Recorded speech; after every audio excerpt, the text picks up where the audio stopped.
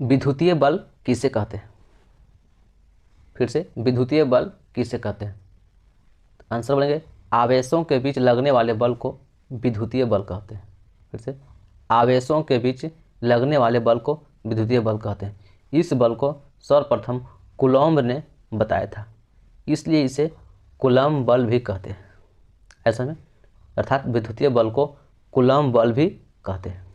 अगला प्रश्न आता है, स्थिर विद्युत के लिए कूलॉम्ब बल के नियम को लिखें।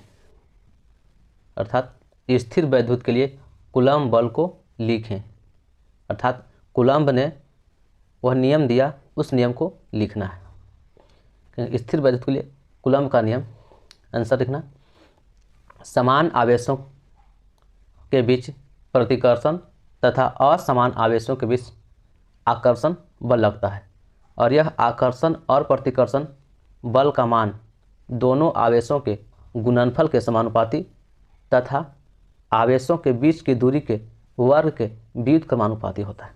अर्थात फिर से, कूलॉम्ब ने बताया कि समान आवेश में प्रतिकर्षण तथा असमान आवेश में आकर्षण होता है और यह आकर्षण और प्रतिकर्षण का मान दोनों आवेशों के गुणनफल के समानुपाती तथा आवेशों के बीच के दूरी के वर्ग के व्युत्क्रमानुपाती होता है। इसे हम लोग कूलॉम्ब बल अर्थात कूलॉम्ब बल के नियम कहते हैं।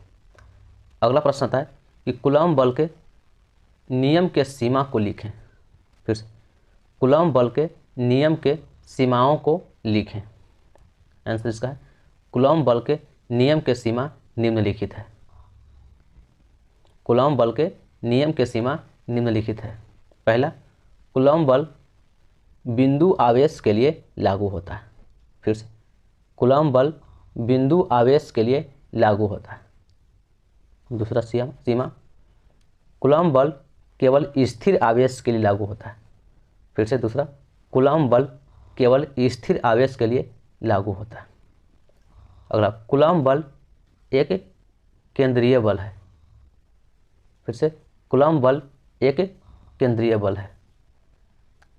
अगला, कूलॉम्ब बल चुंबकीय बल और गुरुत्वाकर्षण बल से अधिक होता है।